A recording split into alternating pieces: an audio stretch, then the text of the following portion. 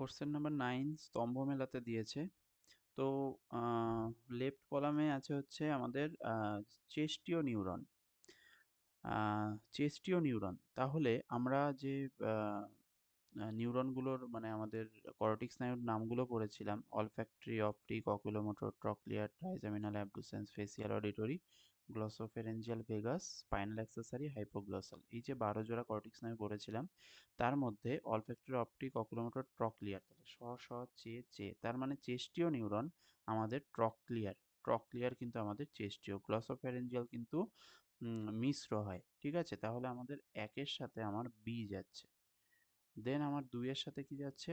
Neuroglia বলেছে। তো neuroglia আম neuroglia যেটা সেটা কিন্তু আমাদের এখানে একটা জিনিস মনে হচ্ছে একটু ভুল আছে। এটা 70% না, এটা 90% হবে। ওকে? এটা 90% হবে। নিউরোগ্লিয়ার যে অবদান আমাদের স্নায়ুতন্ত্রের প্রধান যে দুটো উপাদান, একটা হচ্ছে নিউরন আরেকটা নিউরোগ্লিয়া।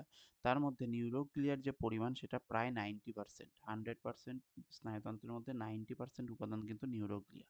ঠিক আছে? তাহলে ২ এর সি হবে। আর লাস্ট যেটা ৩ সেটা কি আছে? বলা হয়েছে যে আমাদের কেন্দ্রীয় স্নায়ুতন্ত্রের অন্তর্ভুক্ত নয়। মানে কেন্দ্রীয় স্নায়ুতন্ত্রের বাইরে থাকে। তো এইরকম একটা কন্ডিশন বা এরকম একটা গঠন আমরা পড়েছিলাম যে কোষ দেহ নিয়ে গঠিত অনেকগুলো ফোলা বাল্বের মতো দেখতে স্নায়ু গ্রন্থি যেটা সেটা কিন্তু আমাদের কেন্দ্রীয় স্নায়ুতন্ত্রের অন্তর্ভুক্ত নয়। তার মানে ৩ এর সাথে আমার এ হচ্ছে। তাহলে এইটা হবে কারেক্ট অ্যান্সার।